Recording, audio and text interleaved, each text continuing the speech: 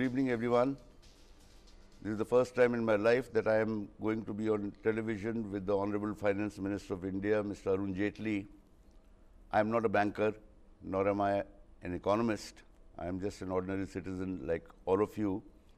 And we are going to speak our language and ask the finance ministers to speak our language and explain what this is all about. मैं बहुत छोटा सा था जब से मुझे मालूम नहीं था कि बजट शब्द क्या होता है। तो एक दिन मैं अपनी मदर से बात कर रहा था, मैं 6-7 साल की उम्र का था, और मैंने उनसे कहा मुझे 10 रुपये चाहिए एक अनप्लैन्ड पिकनिक के लिए। तो मेरी माँ ने मुझसे कहा कि देखो ये मेरे बजट में नहीं है। तो मैंने कहा ये बजट कौन है? तो वो बोली मुझसे कि देखो बजट होता है कि तुम्हारे पिताजी की सैलरी 600 रुपये है, घर में 9 बच्चे हो तुम लोग, 2 हम लोग हैं, 11 लोग हैं। मुझे तुम्हारे छोटे भाई के बारे में भी सोचना है, तुम्हारे रात के खाने के बारे में भी सोचना है, तुम्हारे आने वाली पढ़ाई के बारे में भी सोचना है, तुम्हारी बहनों की शादियों के बारे में भी सोचना है, और जो ये नंदू है जो 24 घंटे हमारी सेवा करता है, किसी दिन उसे ज़रूरत पड़ी तो उसके बारे में भी सोचना है। और मुझे एक अचार भी बनाना है, क्योंकि क्या है कि अचार चटनी नहीं है।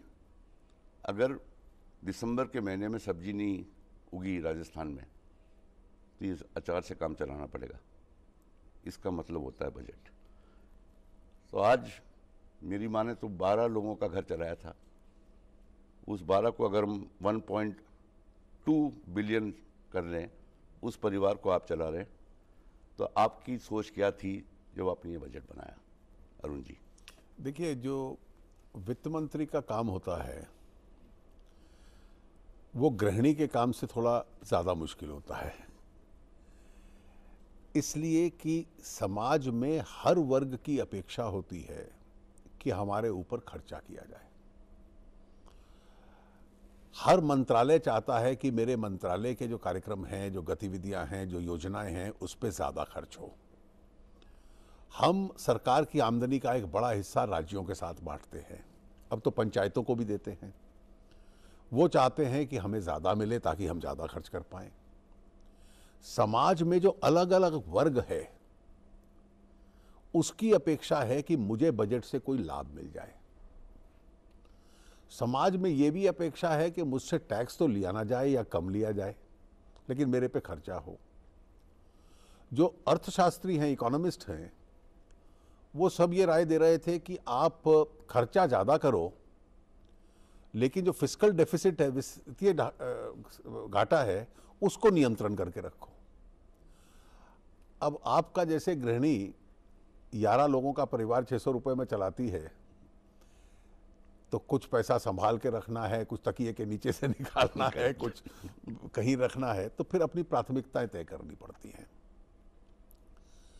और हमने इस बार देखा कि देश की जो आर्थिक स्थिति है वो दुनिया से अलग नहीं हो सकती। दुनिया में मंदी है, कोई देश -2% पे कम सुकड़ रहा है, कोई +2 पे आगे बढ़ रहा है। इस रेंज में दुनिया आगे चल रही है। हिंदुस्तान एकमात्र देश है जो 7.5% की इकोनॉमी से ग्रो कर रहा है, फास्टेस्ट ग्रोइंग है। लेकिन ये नहीं कि हमारी समस्याएं नहीं है, बहुत गंभीर हैं। सर्विसेज सेक्टर अच्छा चल रहा है, मैन्युफैक्चरिंग में थोड़ा बहुत सुधार आया है, लेकिन उनकी अपेक्षा है कि आप इंफ्रास्ट्रक्चर क्रिएट कीजिए।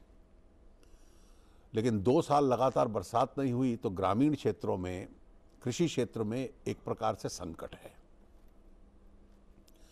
तो इस साल का बजट बनाते वक्त हमारी प्राथमिकता ये थी कि अधिक से अधिक साधन जो सरकार की आमदनी के हैं हम ग्रामीण क्षेत्र में डालें, सोशल सेक्टर में डालें, और उसके साथ साथ इंफ्रास्ट्रक्चर में डालें।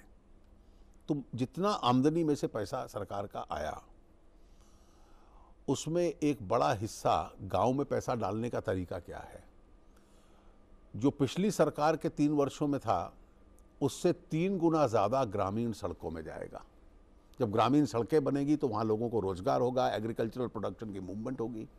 मुझे इसी बात की खुशी है अरुण जी, वैसे तो मैंने आज पर्सनली बहुत मार खाई है मगर मुझे इस बात की बड़ी खुशी है कि जहाँ मैंने मार खाई है वो पैसा आपने वहाँ लगाया है देखिए, जहाँ ज़रूरत है रूरल एरिया। देखिए उसमें पीयूष जी, तो ग्रामीण सड़क, देश में 21-22 हज़ार गाँव थे जिनमें बिजली नहीं थी।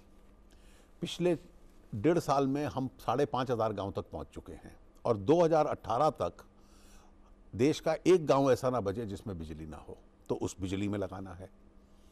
सिंचाई, बरसात अगर नहीं हुई तो हमारी सिंचाई की योजना का एक बड़ा हिस्सा सिंचाई के अंदर लगाना है। ग्रामीण रोजगार, तो मनरेगा के माध्यम से जो पिछली सरकार ने शुरू किया था उसमें पैसा डालना है। किसान को ब्याज लेना पड़े तो सस्ती रकम पे मिल जाए, तो बैंक तो घाटा लेंगे नहीं, तो उस ब्याज की सब्सिडी भी हम देंगे। तो हमने ये सारा पैसा ये वाला ग्रामीण क्षेत्रों में डाल दिया। उसी प्रकार से एजुकेशन, हेल्थ केयर, अब हेल्थ में हमने क्या किया कि मिडिल क्लास तक और लोअर मिडिल क्लास तक भी आज एलपीजी गैस इस्तेमाल होती है। एक चूल्हा जलता है तो 400 सिगरेट के मुकाबले की पोल्यूशन होती है। अब गांव में वो चूल्हा जलता है, तो अब हमने नीचे से शुरू किया कि जो पैसे वाले लोग या मध्यम वर्गीय लोग एलपीजी सरेंडर कर रहे हैं, सरकार उसमें और राशि डालेगी। हर बीपीएल परिवार को अगले 3 साल में पहला गैस कनेक्शन सरकार की तरफ से हम दे देंगे, सब्सिडाइज करके। फिर आगे उसकी आदत अभ्यास बने। दूसरा, हमने ये अनाउंस किया कि हेल्थ केयर, जो बिलो पॉवर्टी लाइन लोग हैं, हर व्यक्ति, उस परिवार के पास 1 लाख रुपए की इंश्योरेंस होगी। नोटिफाइड हॉस्पिटल्स होंगे, वहां जाके इलाज करवाए, उसको कार्ड सा मिल जाएगा। पिछले साल मैंने एक कानून बनाया था बजट के दौरान कि जो सरकारी योजनाओं के तहत लोग पैसा जमा कराते हैं और कुछ वापस नहीं लेकर जाते, तो वो पड़ा रहता है, वो हमने कॉन्फिस्केट कर लिया, जो 10-10, 20-20 साल से पड़ा था। और उसे कहा कि ओल्ड एज जो सीनियर सिटीजन्स हैं उनकी एक सब्सिडाइज हेल्थ स्कीम, तो 30,000 बुजुर्ग लोगों के लिए हमने और एक स्कीम बना दी। एक पैसा हम लोगों ने दिया कि बहुत कम पैसा, 25% किसान देगा, 50% केंद्र देगा, 25% राज्य देगा। सारी जमीन का इंश्योरेंस होगा खेती का। अगर बरसात नहीं हुई या फसल जल गई तो कितनी फसल खराब हुई उसके हिसाब से उसको मिलेगा। इसके बाद आप मैन्युफैक्चरिंग पे आइए कि देश में इंफ्रास्ट्रक्चर बनाना है। हमने रूरल रोड्स के लिए दिया, 70,000 करोड़ की योजना बनाई। जो नेशनल हाईवे बनने ठप हो गए थे वो पिछले साल दोबारा शुरू हो गए, उसमें पैसा डाला। रेलवे बजट में लगभग 1.25 लाख करोड़ कैपिटल एक्सपेंडिचर में डाल रहे हैं। तो रेलवे, हाईवे और रूरल रोड मिलाकर लगभग 2,20,000 करोड़ इंफ्रास्ट्रक्चरल स्पेंडिंग बढ़ाई है। बिजली की स्थिति सुधरी है। एयरपोर्ट, जो छोटे छोटे रीजनल एयरपोर्ट्स हैं, जो एयर स्ट्रिप हैं, सेकेंड वर्ल्ड वॉर में बने थे, कुछ एयरपोर्ट अथॉरिटी के हैं, कुछ राज्य सरकारों के हैं। अब जब देश विकसित होगा तो वहां तक भी हम लोग जाएं। तो सरकारी खजाने को इस दिशा के अंदर खर्चना, ताकि इन क्षेत्रों में उसका उपयोग हो जो कि इकोनॉमी को लाभ दे। और ये खर्चते वक्त ये देखना कि सरकार जितना कमाती है उतना खर्चे। अगर आप कमाई की तुलना में खर्चोगे बहुत ज़्यादा, यानी कि आपका fiscal deficit out of control चला जाएगा, तो फिर आप आने वाली पीढ़ियों के लिए एक ऋण की अर्थव्यवस्था छोड़ के जाओगे। You can't leave the future generations in debt. This was the I am very glad that you have been able to keep the deficit down to 3.5 and been able to put money behind what is going to make this country grow. देखिए, इसके साथ साथ और ऐसे कई हमने कदम उठाए हैं। जी, मैं जैसे आपको 3-4 कदम बतलाता हूँ। पहला, सरकारी सब्सिडी। अब एक परिवार है वो 3-3, 4-4 बार ले लेता है। एक परिवार, अमीर परिवार है, वो सब्सिडी ले रहा है। ये कैसे रुकेगा? अब जैसे एलपीजी में हमने रैशनलाइज कर दिया है, बाकी चीज़ों में क्या करेंगे? तो आधार को हम सब्सिडीज के साथ अब जोड़ रहे हैं। वो कानून मैं 1 आध दिन में इंट्रोड्यूस कर, मैंने सुना। दूसरा, आप पूरा देश में घूमते हैं, सबसे अनरिफॉर्म्ड सेक्टर कौन सा है देश का? State transport. सैकड़ों शहर ऐसे हैं जिसमें कोई बस सेवा नहीं है, कोई स्टेट्स के अंदर अपना ट्रांसपोर्ट सिस्टम एडिक्वेट नहीं है। अब आप दुनिया का उदाहरण लीजिए, जिस किसी ने ये प्राइवेट टैक्सी सिस्टम्स ऐप्स के थ्रू बनाए, जी हाँ। प्राइवेट खर्चे पर सरकार का एक साधन नहीं लगा और सबसे बड़ी ट्रांसपोर्ट कंपनी बन गई, दुनिया भर में लोगों को सुविधा हुई। अब हम मोटर व्हीकल्स एक्ट को अमेंड करेंगे। कोई भी व्यक्ति बस डाल सकता है, सरकार, राज्य सरकार को रेगुलेटरी मैकेनिज्म बनाना पड़ेगा और प्राइवेट खर्चे पर हजारों बसें सड़कों के ऊपर आएं, ताकि अच्छी क्वालिटी होगी, कंपटीशन होगा, रोजगार होगा, ट्रांसपोर्टेशन होगी। तो एक अनरिफॉर्म्ड सेक्टर को रिफॉर्म करने का हम लोग प्रयास करेंगे। तीसरा, मैंने एक पॉलिसी आज अनाउंस किया, उसका आप असर देखिए। सब्जी, फल, फसल स्टोरेज नहीं है, सड़ जाती है, किसान को दाम नहीं मिलता, फूड प्रोसेसिंग नहीं होती और स्वाभाविक है कंज्यूमर तक नहीं पहुंचती।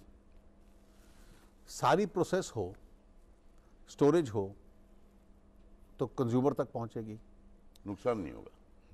पहले होता था कि विदेशी कंपनियों को अलाउ करो, दुनिया से कहीं से वो फूड प्रोडक्ट्स ले आएं और मल्टी ब्रांड में करें। जी हाँ। मैंने एक सीमित अनुमति दी कि जो भारत में एग्रीकल्चर पैदावार होगा भारत के किसान द्वारा, उसकी स्टोरेज, प्रोसेसिंग और मार्केटिंग मैं 100% एफडीआई अलाउ करता हूं।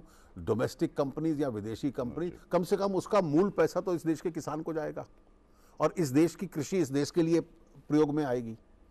तो ये कई ऐसे कदम हैं टैक्सेशन के अलावा जो हमने इसके साथ साथ इस बजट के अंदर अनाउंस किए हैं। कुछ चीज़ें और हैं जो मुझे लगता है बड़ा अच्छा लगता है इसके बारे में, कि एक फोकस है, एक स्ट्रैटेजी है और आपके कुछ जो आपने प्रयत्न किए हैं अभी, वो स्ट्रैटेजी के अंदर हैं। आप एक तरफ स्वच्छ भारत की बात कर रहे हैं, उसमें अगर इंसान अपने ज़िंदगी में देखता है तो अपने खाने को देखता है, अपनी हवा को देखता है, अपने पानी को देखता है, अपनी बिजली को देखता है और अपने बच्चों के भविष्य को देखता है। तो मैं हर प्रोग्राम के अंदर देख रहा हूँ कि एक कोशिश है, जैसे रेलवे बजट में भी थी, ये जो टॉयलेट्स बनाए जाने की जो बात हुई है। देखिए, स्वच्छता एक ऐसा कार्यक्रम है जो सरकार ने, प्रधानमंत्री जी ने घोषणा तो की, लेकिन सिविल सोसाइटी ने उसको एक्सेप्ट किया है। जी हाँ।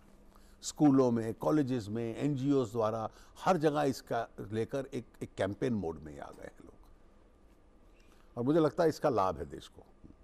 वो भी है। और मुझे सबसे अच्छा जो लगा, आज मैंने दिन भर बैठ के बजट देखा, ये आपने इस बात पे टच भी किया था पहले, ये जो इलेक्ट्रिफिकेशन रूरल एरियाज़ में हो रहा है। मैंने पहले भी सुना था कि कुछ जगह लोग ऐसी ऐसी जगहों पे चढ़ के जा रहे हैं हार्नेस बांध के, जहाँ की पहुँचना मुश्किल है। और जिस गांव में 2016 में पहली बार बिजली पहुंचेगी, जो आज तक अंधेरे में है, वहाँ तो एक दिवाली का एटमॉस्फेयर है। जी हाँ। और इसलिए मुझे लगता है कि 2018 तक ये बैलेंस जो अभी बचे हैं 16-17 हज़ार गाँव, इन सब को इलेक्ट्रिफिकेशन करना ये सरकार की प्राथमिकताओं में से है। दूसरा मुद्दा है स्किल्स का, कि स्किल्स के अंदर एक बड़ा आपने इन्वेस्टमेंट प्लान किया है, क्योंकि वो इस कंट्री का फ्यूचर है। तो उसके बारे में आप थोड़ा आम भाषा में बताएंगे। उद्देश्य यह है कि लोग तैयार हों, प्लम्बर, ड्राइवर, इलेक्ट्रिशियन, ऐसे 70-80 प्रोफेशंस हैं जहां स्किल चाहिए और आपको आईटीआईज के माध्यम से, विभिन्न इंस्टीट्यूशंस के माध्यम से, सरकार के वेरियस विभाग के ऐसे संस्थाएं हैं जहां ये स्किलिंग का कार्यक्रम चले। इसके अलावा बजट में हमने पहली बार जॉब क्रिएशन पे टैक्स इंसेंटिव दिए हैं। जी हाँ। और फिस्कल इंसेंटिव्स दिए हैं। ये एक इस बजट का उद्देश्य है। अरुण जी, अब मेरे ख्याल से हैशटैग वाले लोग बड़ी बेताबी से आपके जवाबों का इंतज़ार कर रहे हैं, तो मैं आपको पहला सवाल पूछता हूं, जो दर्शन तमुली पूछ रहे हैं कि 2016-17 has been termed as a year of empowering SC and ST tribes, but when will the government address the deprived generals?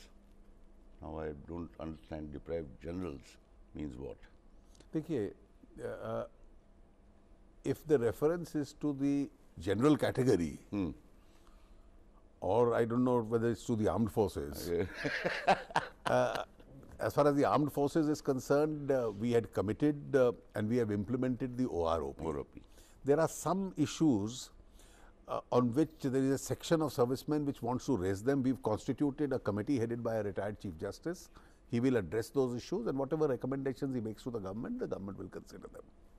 I think that issue has been, by mainstream of the former soldiers organization, has been set to rest. As far as the general category is concerned, you see, after all, when the economy grows, people get jobs, people get education, they obviously stand to benefit. Those who have suffered historical backwardness because of social reasons. Right. Now, there is one scheme which we have launched, which is officially now to be inaugurated, the Stand Up India. Right. Unlike the startup. Right. उसका object है कि आज इस देश में लगभग 1.25 लाख 1.5 लाख के करीब बैंक्स की ब्रांचेस हैं। हमने हर बैंक को ये टारगेट दिया है कि 1 करोड़ रुपए तक एक SC ST और एक महिला।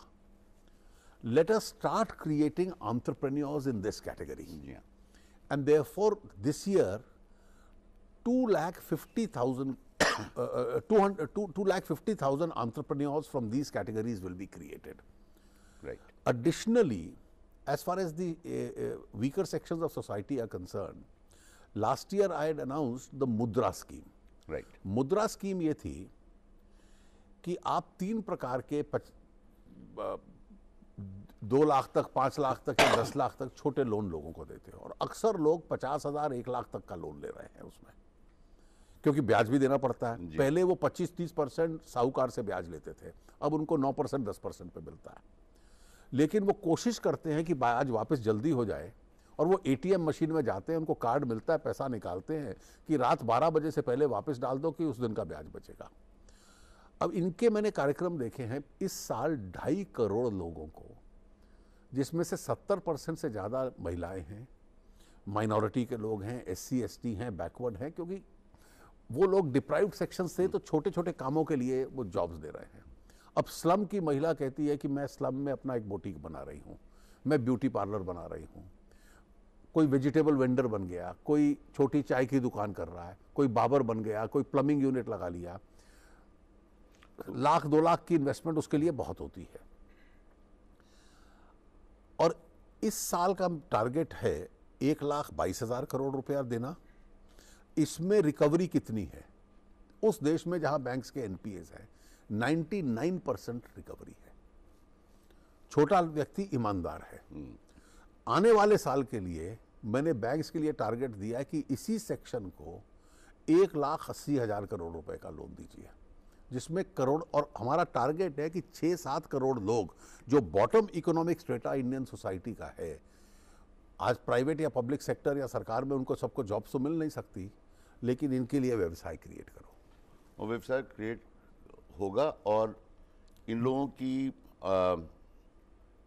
ये जॉब सीकर से जॉब, जिसने दुकान लगा ली वो 2 आदमियों को और नौकरी देगा। ये जॉब गिवर्स भी बन सकते हैं। और इनका ट्रैक रिकॉर्ड ऑफ रिपेमेंट भी बहुत अच्छा है। माइक्रो फाइनेंस में दुनिया भर में ट्रैक रिकॉर्ड अच्छा है।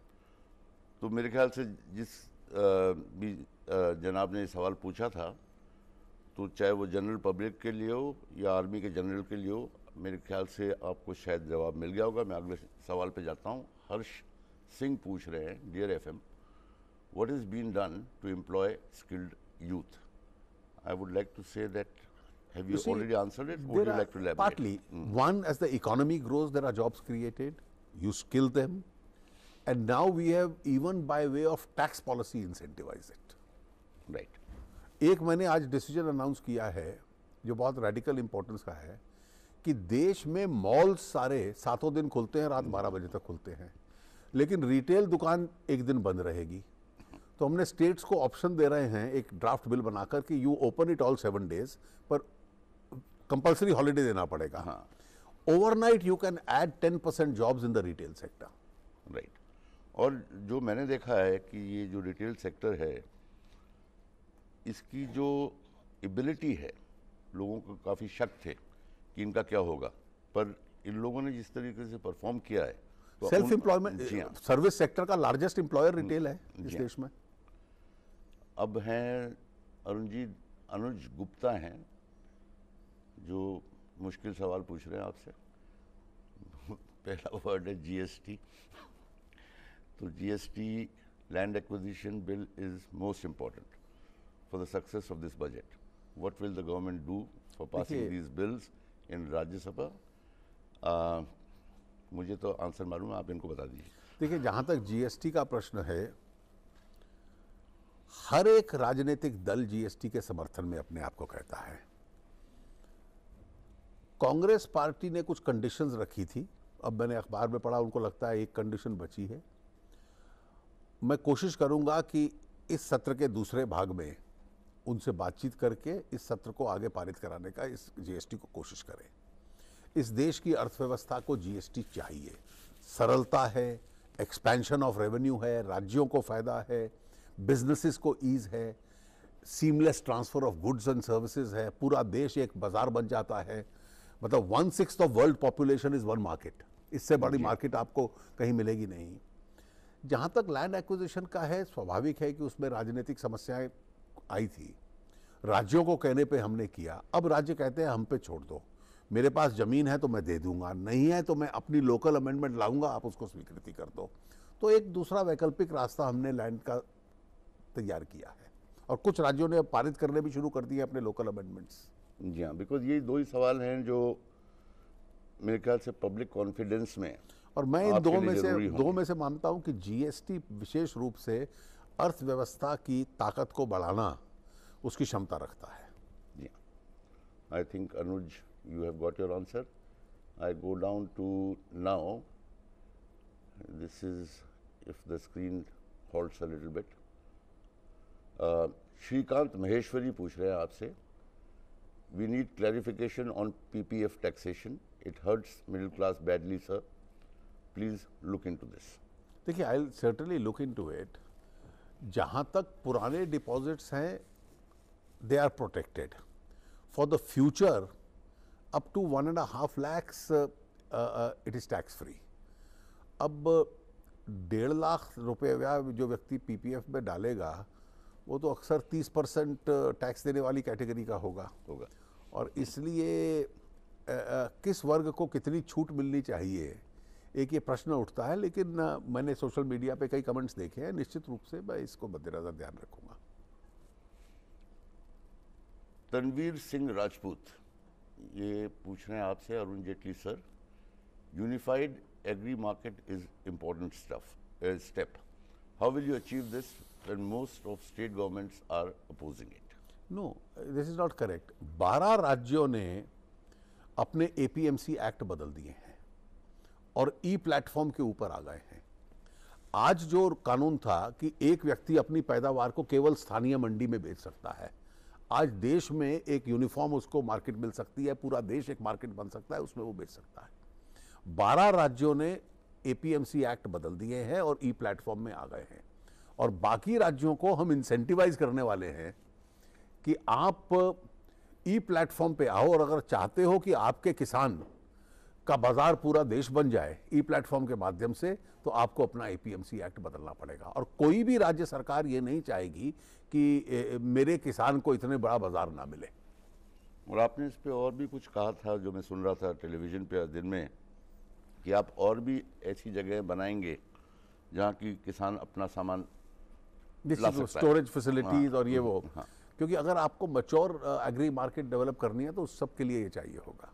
करेक्ट। अर्श मोगरे आपसे पूछ रहे हैं, will fiscal deficit commitments be reviewed by a panel? देखिए, मैं इसमें स्पष्ट कर दूं, ये बहुत अच्छा सवाल है। एक तरफ अपेक्षा ये है कि खर्चा ज़्यादा करो, सरकार इसलिए खर्चा ज़्यादा करे क्योंकि निजी क्षेत्र ज़्यादा नहीं कर रहा। दूसरी तरफ अपेक्षा ये है कि फिस्कल डेफिसिट 3.5 रहे। तो ये एक बहस चल रही थी कि विकास और ग्रोथ के लिए खर्चा ज़्यादा करना है या अनुशासन ज़्यादा लाना है। अब ये एक थ्योरेटिकल बहस चलती रही, लेकिन मुझे लगा पूरे विश्व के सामने भारत में जब तेल का दाम $30-32 पे आ गया और हम फास्टेस्ट ग्रोइंग इकोनॉमी हैं और हम ये दिखाएं कि हम फिस्कल डेफिसिट का अपना डिसिप्लिन मेंटेन नहीं कर पाते, तो इसमें भारत की जो छवि जाएगी वो एक फिस्कली प्रूडेंट इकोनॉमी की नहीं जाएगी। इसलिए देश की अर्थव्यवस्था की विश्वसनीयता के लिए यह अनिवार्य था कि हम 3.5 का फिस्कल डेफिसिट मेंटेन करें। तो आम जनता की भाषा में लेकिन उसका यह अर्थ है कि सरकार का खर्चा ज्यादा है, आमदनी कम है, लेकिन इससे ज्यादा उधार नहीं लेगी सरकार। और उससे शायद कॉन्फिडेंस बढ़ेगा बाहर के लोगों का इंडिया में पैसा लगाने का, कि इनको डिसिप्लिन है। ये डिसिप्लिन है। इस सारे का ब्याज दर के ऊपर भी असर पड़ता है। अब इसमें प्रश्न उठता है कि भविष्य के लिए अब 3.5 पे हम ले आएंगे। I am reasonably confident. आगे के लिए एक आंकड़ा होना चाहिए या एक नैरो रेंज होनी चाहिए। शुड इट बी 3.4 to 3.6 या 3.5 to 3.7 और शुड इट बी ओनली 3.5? कई इकोनॉमिस्ट का मानना है कि fiscal deficit should be expressed in a range, क्योंकि पूरी दुनिया में तेल का दाम कितना रहेगा, ग्लोबल ट्रेड कहाँ रहेगा, चाइना की करेंसी कहाँ होगी। अब वॉलेटिलिटी इतनी है और कनेक्टिविटी दुनिया से इतनी है कि आप कब बढ़ोगे कम हो गए इसकी संभावनाएं हैं। तो क्या रेंज की फैसिलिटी हो, तो इस पे अब्रप्टली हम तय करें। इसके स्थान पर मैंने ये तय किया, let experts go into this matter and advise us. Very good. Then the next one is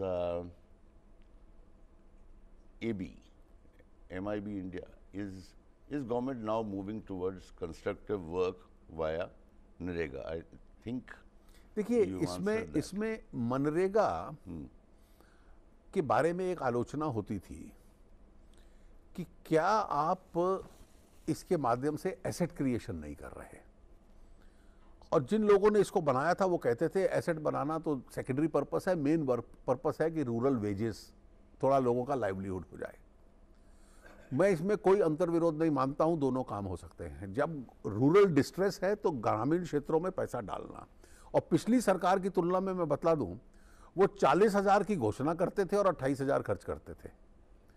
पिछले साल मैंने 35 कहा तो 35 खर्च किया, इस साल मैंने 38,500 करोड़ कहा है, और पूरा का पूरा ये हाईएस्ट एवर है अगर खर्चा हो जाता है। तो हम लोग चाहेंगे, जो मैंने कार्यक्रम इरिगेशन के दिए हैं, पर्टिकुलरली पॉन्ड्स क्रिएट होना, वहाँ इरिगेशन की फैसिलिटीज़ होना, कई बार कुछ लोग मानते हैं कि रूरल रोड्स में इसका प्रयोग हो सकता है, इस सब का प्रयोग एसेट क्रिएशन के साथ हो। और इसमें एक रिफॉर्म हमने और अनाउंस किया जो आज बजट में मैंने नहीं कहा क्योंकि हम पहले कह चुके हैं। 1 अप्रैल से हम लोग कोशिश करने वाले हैं कि किसी के माध्यम से पहले स्टेट में जाएगा, स्टेट से जिले में जाएगा, जिले से पंचायत में जाएगा और फिर किसान को मिलेगा। इसके स्थान पर हम जितने भी ये जनधन खाते हैं उनके माध्यम से केंद्र से सीधा किसान के खाते में, बैंक में जाएगा ये पैसा।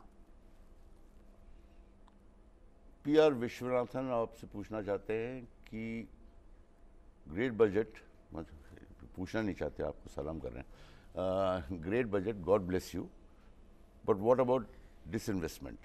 Huge money locked up in unearning assets, revenue for infra projects. मैं इस पे स्पष्ट करना चाहता हूं, ये डिसइन्वेस्टमेंट क्या है और पूरे देश को ये समझ लेना चाहिए। डिसइन्वेस्टमेंट ये नहीं जो ब्रिटेन में कभी लेबर पार्टी ने कहा था कि selling the family silver. Disinvestment क्या है कि सरकार का यानी देश का, पब्लिक का ये एसेट्स हैं। अब उस एसेट का मैनेजमेंट सरकार करती है। अब ये एक पब्लिक सेक्टर कंपनी है, इसमें सरकार के 80% शेयर हैं या 60% शेयर हैं, सरकार तय करेगी। वो जो 20% से आएगा पैसा, मुझे 80% शेयर चाहिए या मुझे 3 और All India Institute of Medical Science चाहिए या मुझे 2 हाईवे और चाहिए। तो it is a decision as to how do you keep the assets and the money of the government. ये पब्लिक एसेट्स हैं, तो मैं अगर 80% को 60% पे ले आऊं सरकार के शेयर्स और फिर भी कंट्रोल सरकार का रहे, लेकिन उस पैसे से मैं 4 all India Institute of Medical science बना लूं देश के अन्य हिस्सों में, तो वो बेटर है कि नहीं है? तो इसलिए डिसइन्वेस्टमेंट का तो विरोध होना ही नहीं चाहिए। It's management of government assets. पहले हमने पिछले 1.5 साल में 40-45 हजार के शेयर्स डिसइन्वेस्ट किए। जी हाँ। अब स्ट्रैटेजिक भी हम करेंगे। अब पुराने कुछ होटल बचे हुए हैं, कुछ लॉस मेकिंग यूनिट्स हैं जिनमें सरकार का होने का कोई औचित्य नहीं है। आज मैंने एक नई तीसरी घोषणा की है, उसको कहते हैं एसेट रीसाइक्लिंग। एसेट रीसाइक्लिंग का अर्थ यह है कि मान लीजिए कोई कंपनी है सरकार की जिसके पास 20 यूनिट्स है, वो 2 यूनिट को अलग करके प्राइवेट सेक्टर को दे दे और प्राइवेट सेक्टर चलाएगा, और उस पैसे को रिसाइकल करके 2 नए यूनिट बना ले, तो देश के खाते में तो 4 यूनिट हो गए।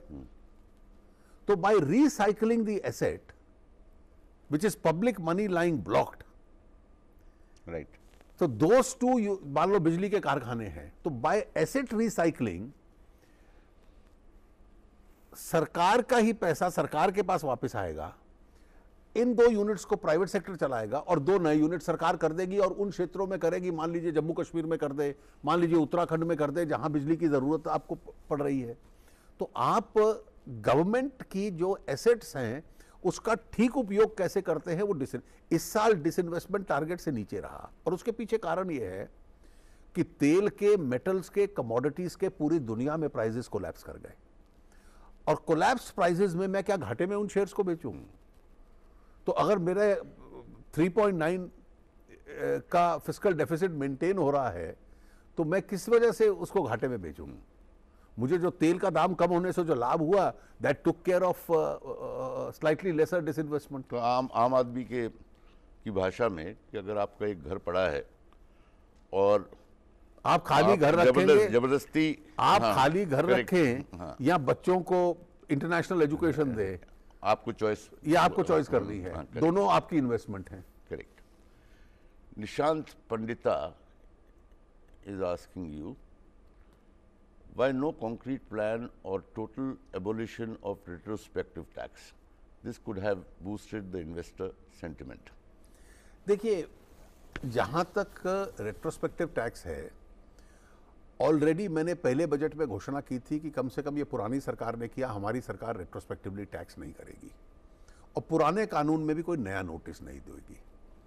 अब पुरानी सरकार द्वारा क्रिएट की गई समस्या आज हमारी मेज के ऊपर है, तो मैंने पहले कहा मैं उम्मीद करता हूं कि ये पेंडिंग डिस्प्यूट कोई अदालत या कोई ट्राइब्यूनल इसको रिजॉल्व कर देगा। कई डिस्प्यूट्स रिजॉल्व हुए, 2-3 चंद बचे हैं। आज मैंने उसमें एक और कदम उठाया है। जी हाँ। और वो कदम मैंने ये उठाया कि रेट्रोस्पेक्टिव टैक्स जिन लोगों पे लगा था वो अगर चाहें अपने केस वापस ले लें और केवल प्रिंसिपल अमाउंट देकर, यानी कि कोई ब्याज नहीं, कोई पेनल्टी नहीं, केवल प्रिंसिपल अमाउंट देकर उस विवाद को समाप्त कर सकते हैं। ये ऑप्शन उनकी है। इस पे आपको कोई ट्वीट या कुछ मिला है कि आपकी इस प्रपोजल पे सेंटिमेंट क्या रहा है? देखिए, सेंटिमेंट पॉजिटिव इसलिए है कि हमने तो 1.5 साल में 21 महीने में कोई रेट्रोस्पेक्टिव लगाया नहीं, कोई नोटिस भी नहीं दिया। जो पुरानी समस्या है उसको हल या अदालतें कर दे या मैंने कानून के माध्यम से हल करने की कोशिश की है। कम से कम हमारी इंटेंशन स्पष्ट है कि मैं रेट्रोस्पेक्टिव इफेक्ट टैक्स को अच्छा नहीं मानता। जब ये टैक्स लगा था मैं इसका सबसे बड़ा आलोचक था और इसलिए हम हल ढूंढ रहे हैं कि किसी तरीके से इसका हल निकल आए और उससे कॉन्फिडेंस बढ़े, जिससे कि we can get.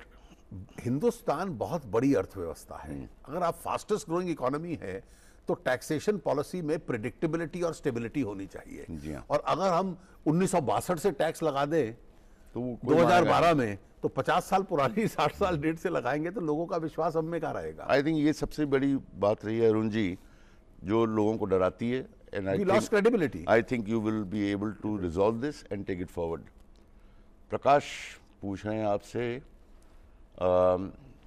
on green initiative. Why should not green initiative? Why should not endorse people to buy non-polluting vehicles? बिल्कुल। मैंने आज अगर आपने पॉलिसी देखी है, जिन लोगों पे मैंने टैक्स लगाया है थोड़ा ज्यादा, लगभग 19,000 करोड़ नया टैक्स लगा है। उनमें से एक मैं भी हूँ, शायद मैं भी हूँ। उसमें 19,000 करोड़ के करीब टैक्स लगा है। और 20 लाख करोड़ की इकोनॉमी बजट में इसका ये 1% से भी कम है। जी हाँ। किन क्षेत्रों में लगाया है? पहला सबसे अधिक लगाया है एनवायरमेंटली डैमेजिंग प्रोडक्ट्स पे। कोल सेस मैंने बढ़ाया, सबसे बड़ा कंपोनेंट इसका कोल सेस है। जी हाँ। मैंने फिर इसके अलावा व्हीकल्स पे जो लगाया थोड़ा, छोटी कार पे बहुत कम, मीडियम कार पे, पेट्रोल कार पे थोड़ा ज्यादा, 10 और लाख से डीजल ऊपर। व्हीकल से ज्यादा। लेकिन जो इलेक्ट्रिक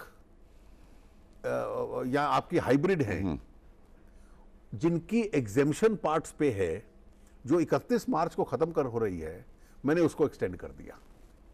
सो मेरे जो 3 एरियाज टैक्सेशन के हैं, पहला एनवायरमेंटल कंसिडरेशन, दूसरा हेल्थ कंसिडरेशन, और तीसरा the rich must pay more, That's which is fair. A fair proposition. That is fair. That is fair. ये लोग डिसाइड करें कि किसका सवाल पूछना चाहते हैं, क्योंकि मुझे कई सवाल नज़र आ रहे हैं मगर कोई रुक नहीं रहा है वहाँ पे, तो मैं वेट करता हूँ कौन सा रुकते हैं। हाँ जी,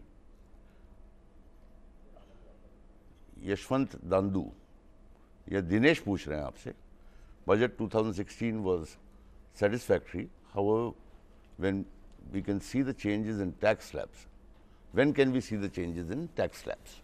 देखिए, ये एक ऑप्शंस होती हैं सरकार के पास। एक ऑप्शन होती है कि आप एग्जेम्पशन लिमिट बढ़ा दो, मैंने पहले बजट में बढ़ाई थी, उससे कई लोग टैक्स नेट से बाहर चले जाते हैं। दूसरी एक अच्छी ऑप्शन है कि आप स्लैब्स को बड़ा कर दो, यानी कि आप जो 5 लाख तक लेते हो उसको 7 लाख तक कर दो, जी हाँ। 8 लाख तक कर दो, 10% कैटेगरी को। ये एक ऑप्शन है। एक तीसरी ऑप्शन जो मैंने इस बार इस्तेमाल की है कि लोग टैक्स नेट में रहें लेकिन उनकी टैक्स लायबिलिटी कम कर दो। तो जो 10% टैक्स देता है 5 लाख से कम वाला, उसको मैंने 2000 की बजाय 5000 एग्जेम्पशन दे दिया। जिसका अपना घर नहीं है और जो किराए के मकान में रहता है, उसको मैंने 60,000 रुपए सालाना की एग्जेम्पशन दे दी, तो उससे उसकी टैक्स लायबिलिटी कम हुई। एक तीसरी कैटेगरी भी है, 2 करोड़ तक टर्नओवर वाला जितना व्यवसायी है इस देश में, चाहे वर्कशॉप चलाता है, दुकान चलाता है, ट्रेडर है, जिसकी 2 करोड़ से कम सालाना टर्नओवर है, उसको कोई आवश्यकता नहीं अब किताबें रखने की। वो उसकी आमदनी 8% मानी जाएगी, प्रिजम्पटिव टैक्स। अगर 8 से कम देना चाहता है तो बुक्स ले आए, तो 8% पे अपनी डिडक्शंस कम करे और बकाया पे टैक्स दे दे। उसी प्रकार से प्रोफेशनल्स जिनकी 50 लाख तक सालाना आमदनी है, और इसमें मुझे लगता है 99% प्रोफेशनल्स आ जाएंगे, बहुत बड़ी मात्रा में आएंगे, उनकी प्रिजम्पटिव इनकम 50% ऑफ रिसीट्स मानी जाएगी। तो उनकी टैक्स रिटर्न क्या होगी? रिसीट इतना, प्रिजम्पटिव इनकम इतना, डिडक्शन इतना और टैक्स इतना। तो और सारा प्रोसेस अब हम इलेक्ट्रॉनिक माध्यम से, रिटर्न इलेक्ट्रॉनिक है, क्वेश्चंस इलेक्ट्रॉनिक पूछे जाएंगे, असेसमेंट ऑर्डर इलेक्ट्रॉनिक आएगा। पिछले साल 1 करोड़ 40 लाख लोगों को टैक्स रिफंड की सूचना ईमेल से आई और 24 घंटे के अंदर उनको रिफंड का टैक्स मिल गया। तो आपको अपने लाइफ में टैक्स ऑफिस कभी जाना नहीं पड़ेगा, टैक्स ऑफिशियल की शक्ल नहीं देखनी पड़ेगी। Arun ji, we are running out of time. एक सवाल मैं आपके पास छोड़ता हूँ, आज तो आप नहीं आंसर कर पाएंगे, पर आपके पास तो बहुत मौके होंगे आंसर करने के। कि कुछ लोग थोड़े से डिसअपॉइंटेड हैं कि जो प्रोविज़न आपने बैंक्स के लिए किया है, तो मेरे ख्याल से आप अपनी अगले पब्लिक स्पेस के अंदर उन लोगों को समझाएंगे कि भाई क्यों किया है और उसका फ़ायदा क्या है। मैं एक मिनट में अगर बता जी दूं, हाँ। 5-6 सेक्टर्स इकोनॉमी के तकलीफ में रहे पिछले 6-7 साल से। स्टील रहा, क्योंकि चाइना से स्टील सस्ता आ रहा था। शुगर रहा, आपके पावर सेक्टर रहा डिस्कॉम्स की हेल्थ की वजह से। हाईवेज थे। अब धीरे धीरे हाईवे को, शुगर को, स्टील को हम लोगों ने, पावर सेक्टर को उदय स्कीम से एड्रेस किया है। अब धीरे धीरे बैंक्स का डिस्ट्रेस कम होगा। इंसॉल्वेंसी लॉ पास होने के बाद भी बैंक्स अपना पैसा रिकवर कर पाएंगे, हाई एनपीएस ज़्यादा है। तो मैंने ये कहा कि बैंक्स के रीकैपिटलाइजेशन की ज़रूरत है। पिछले साल मैंने 20,000 करोड़ दिया है, 5 और दूंगा पिछले, क्योंकि अभी मार्च का महीना है, और आने वाले साल में 25 और दूंगा ताकि उनका कैपिटल बढ़े और बैंक्स की आर्थिक ताकत बढ़े। और अगर हो सकेगा तो शायद इस 25 को भी बढ़ाने का हम लोग प्रयास करेंगे, to strengthen banks, because banks must be strong enough to support growth by lending. Arun ji, thank you so much. और मुझे विश्वास है अगर मेरी माँ जिंदा होती तो उनको भी समझ में आता आज अपन ने क्या बात की है। Thank you so much.